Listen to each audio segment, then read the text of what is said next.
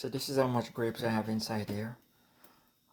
After shutting them off the stem, as you can see, this is how much stem I have here, and this is quite a lot of stem. This is no joke. You might think it's not a lot, but it's a lot. And this size pot is a big enough pot, very big, as you can see from the view there. So this is just the beginning of what needed to be done when making grape juice. I'll be making some Concord wine grapes, and I'll be making some grape juice. The next time I might be making some wine, but for now, let's make this. Let's start the process and see where it takes us from here. This is the second process I'm doing. So as you can see, I'm adding water inside of it. So what I'm going to do is basically give it a wash maybe 1 or 2 times to take off whatever debris possibly on it before I add water into the pot and boil it for a good 20 minutes. Alright?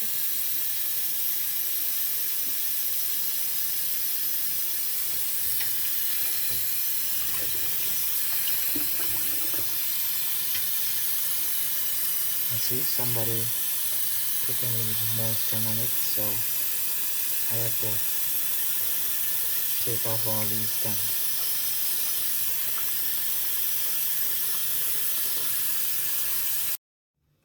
In this process, when washing the grape, for my advice to anyone of you who is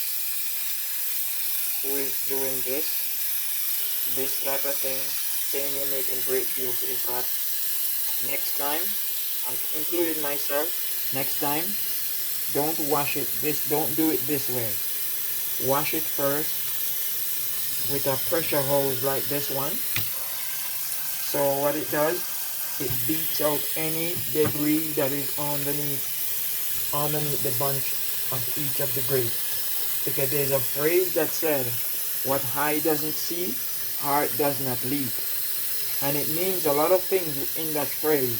Because in that phrase it means, in all of this grape that you have here, if you don't see the insect or the animal underneath there, then you will never know exactly what you're doing. So that is what it's saying. What eye doesn't see, heart doesn't sleep. So you could make this, you could have this, pour it in the pot, ready to do it and everything, and it turns out you're doing it with insect and so forth. That's the reason why you have to go through this process. Wash it thoroughly first before. But I recommend, even to myself, is not to do it this way again. Wash it first, pressure the hose where the hose will not damage the grape before you do this. This should be the step when going to put it on the stove. So do remember that. Now I'm going to be filling some water in, and I'm going to put this onto the stove. As I said, the amount of grape that is inside here right now will fill at least 12 of this or more bottles, this size bottle. I bought these in Canadian Tire, and these are very big, very big. And with this much grape and this much pot, where the water is right now, it will do that much, and it possibly take more, because this much grape, as I said, if I were to do this and had nothing more, this would be extremely rich. So again, with this process, we should always do it like that. We should always do it like this and make sure it's thoroughly washed, because I do it and find even ladybug coming from underneath it. So that is the reason why it's good to pressure washing it, so you get out all the insect and the dried up grape that cause other insects underneath it. This is a very wonderful process to take. So take it as an advice or an instruction to say that the next time you do it, you follow those process, and whatever is it that you're doing, will be done thoroughly. And then you don't have to worry of who can have it. This is exactly the way you want it to done, it done. And you can give it even to the president, because it done with 110% guaranteed. Alright? I have taken liberty. After I boil the grapes, I let it sit instead of strain it. So even though it's boiled, to make the grape juice, let it sit, and this way everything marinate in it. So when it sits overnight, just like when making the wine, it all stays in. Then I take my hand, as you can see, and I squished it out. I keep squishing out everything. So when I strain it, finally, all debris and everything will be completely gone.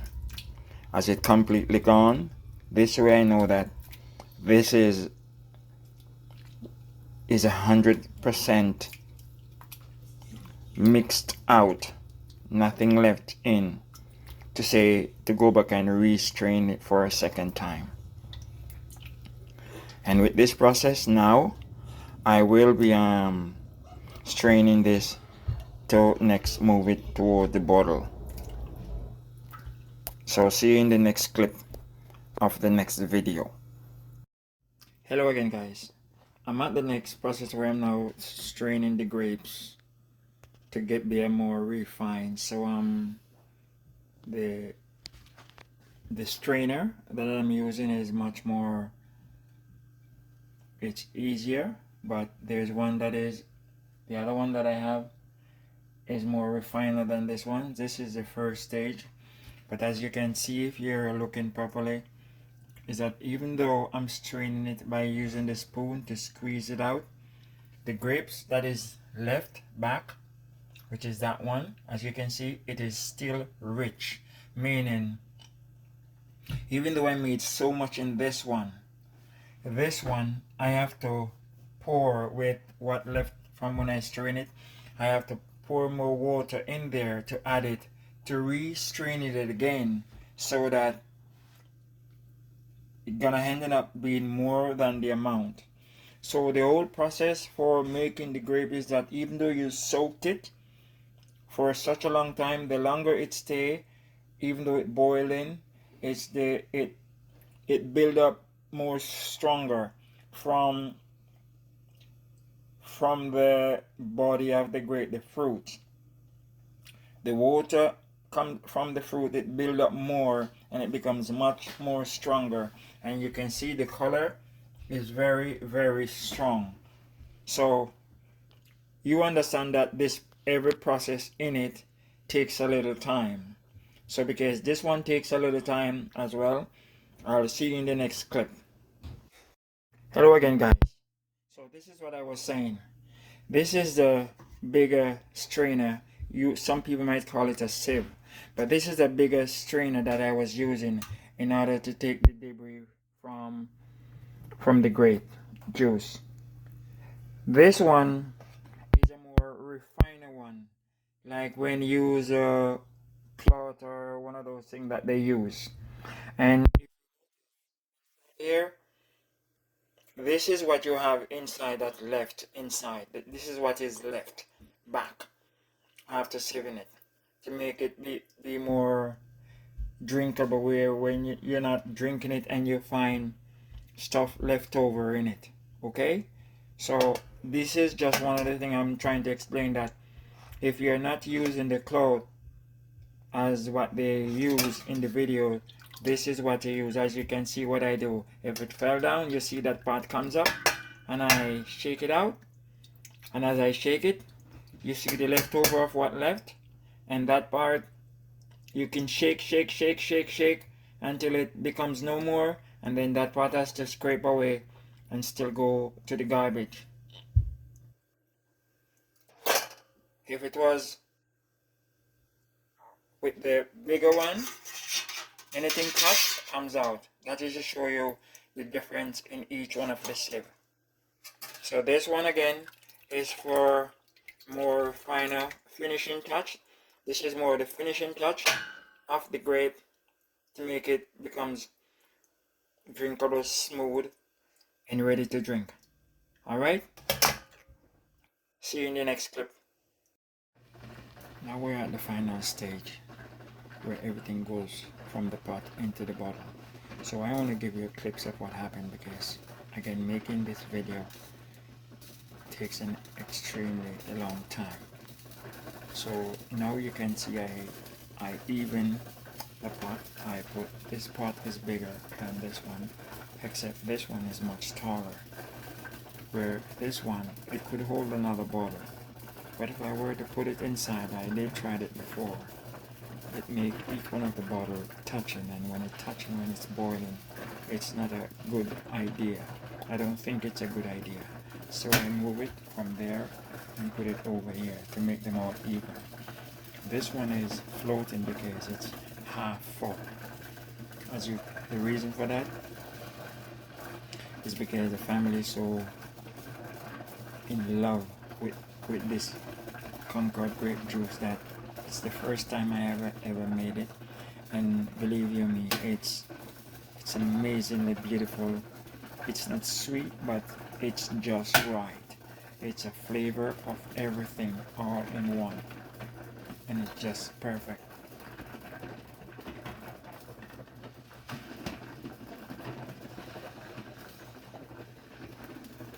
I just see my hand is going over to turn on the stove because each one of them is already popped. I heard when they already popped, which means that they can come out now. This one is not yet popped because it's looking after. So this is the end of this portion.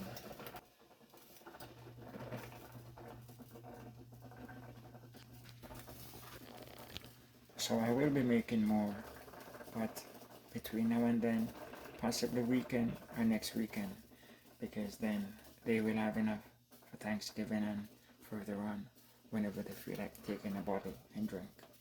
Again, it is amazingly beautiful. Thanks.